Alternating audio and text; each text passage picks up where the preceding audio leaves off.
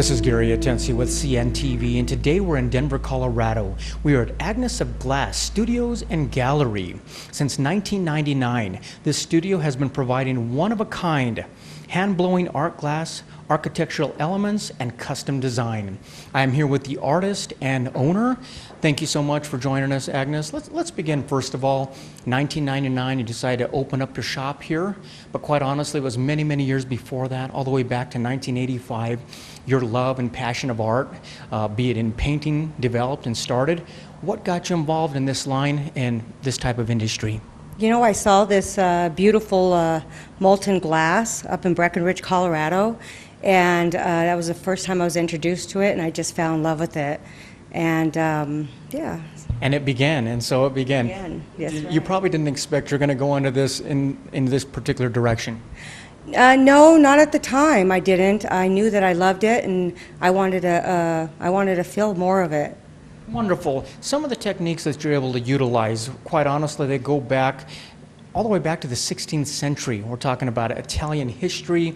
Was glassblowing popular back then, and why do you think it still is a popular means today? It's a very unique, sophisticated art, and the Egyptians were probably playing with it, with all that sand, and it originated all the way to American artists today, and it's just a beautiful art. Wonderful. I mean, quite honestly, you have influences from Italian glassblowing to 19th century Roman glassblowing, even individual artists that you've worked with throughout the years. Are these really what influence you and kind of mold what comes out of the studio? Definitely. 16th century Italian glass, all the way down to Roman glass. It's just beautiful. I mean, the way we do it in my live studio in the back is definitely old school. Old school it is. Share with us briefly for the viewers out there that may not understand what the process it is, how this happens. I mean, quite honestly, you're taking the elements of earth here. We're talking about fire, sand, water, air. They really have to come together in a quite beautiful way. Definitely, definitely. We're using 5 elements of the earth here, and definitely sand. We take sand and silicon lime soda, and we cook it. We cook it for about 24 hours, and it becomes molten. It becomes alive. Wow, interesting. Some of the ovens back there I see, what degree are we talking about of heat or coming out of there? Right now, we're standing at 2,035 degrees. Interesting. Let me ask you, working in the past with other artists, do you enjoy collaborating with other artists and creating product lines? For sure. I've worked in production teams and in the past, and it's really helped me develop my own techniques and my own skill. Interesting. Obviously, Agnes, your family never told you don't play with fire, because that is exactly what you're now teaching others to do. That's correct. Even firemen. They definitely come in here and they put out fires, and we teach them how to play with the fire a little bit and make a beautiful piece of glass. That is so interesting. Some of the workshop that you're able to provide out there, obviously safety and health are utmost importance. Is that why pretty much you're talking about an adult environment back there?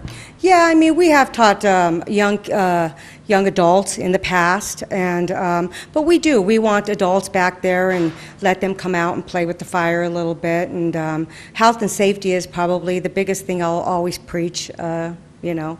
Absolutely.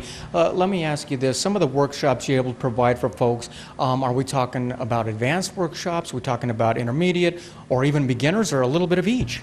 A little bit of each. Actually, my beginner workshops are very successful here. We bring novelist people in that have never ever played with fire, and I teach them how to create either from an ornament all the way to a small platter. Interesting. I mean, that's got to be a great activity for a family. I think that'd be kind of fun. Not only that, but maybe even a corporate family to do some great team building. Is that something you provide? We do. We do families, team building events. We bring friends, family, whoever wants to come in and play with the fire. I definitely open my doors up and give them a chance to play. To play with the fire, and that's the kind of a cool thing. It also seems kind of like a kind of a romantic date for two people to do. I mean, it's got to be kind of fun, especially and the holidays coming up. I imagine it's a great way to produce something that can be hung on a tree for the holiday season. Yes, actually, our ornament classes are very popular this time of year. We get families wanting to come and make each other an ornament because they don't know what to give each other anymore. I love it. You yourself have been able to, been privileged to really study not only here in the nation, but also Europe and abroad. You put on some great exhibits there. Is your way kind of giving back in teaching others some of the knowledge you've learned? For sure. I love giving back. You know, I don't know any great artist that has never been a teacher somewhere in their life, and I just love it to see people come in and everybody's creative in their own way, and I learn from my students. Absolutely.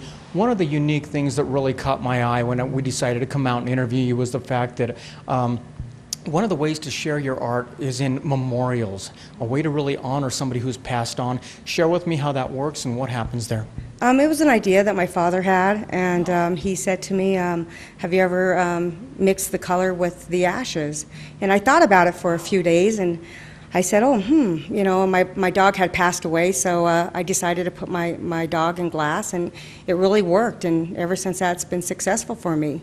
So that idea actually originated with you and your family. Yes, yes. That's an amazing idea. I'd love to see that go forward. I mean, quite honestly, I looked at that and I said, that is so cool because honestly, the glass is a one of a kind. Mm-hmm. It has kind of a mystical feel to it. It's also got a real uniqueness to it, obviously representing the person that may have passed away or, like you said, even a pet. Yes, definitely. Next year, we're going to be offering the family to come in and make memorials to participate with it. It's a very touching thing, and to see them pick the colors, and it's just a beautiful thing. And quite a bonding experience for a family. I think that's great. Folks, take a look at the bottom of the screen right there. What you're going to see is her website. On the website, you're going to get an idea a little bit more about the artist. Quite honestly, has always had a passion for art. What began as painting, acrylics. Then, like she say, she was introduced to this fine art and she just couldn't turn it down, decided it was something she had to do.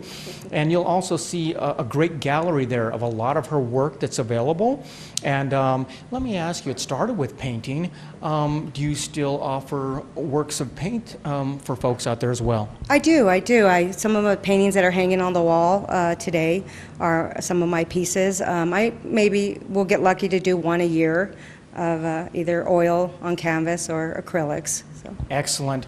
Let me ask you, how many years does it take for, I mean, I see some pieces, we're talking about everything from shot glasses to ornaments to some platters, and even a little more elaborate, we're talking about chandeliers, lighting. How many years does it take somebody with that kind of experience to put together a chandelier? It's taken me about 20 years to master it, and I can't even say that I'll ever master glass. It's, you know, I always tell all my students, you'll never master glass, just enjoy the process. You'll never master glass, just enjoy the process. Keep in mind, you can actually come out and play with fire. That is Agnes of Glass Studio and Galleries located here in Denver, Colorado. Since 1999 have been producing one-of-a-kind, hand-blown art for you and your family in Denver. This is Gary Atensu with CNTV. And if you don't know, now you know.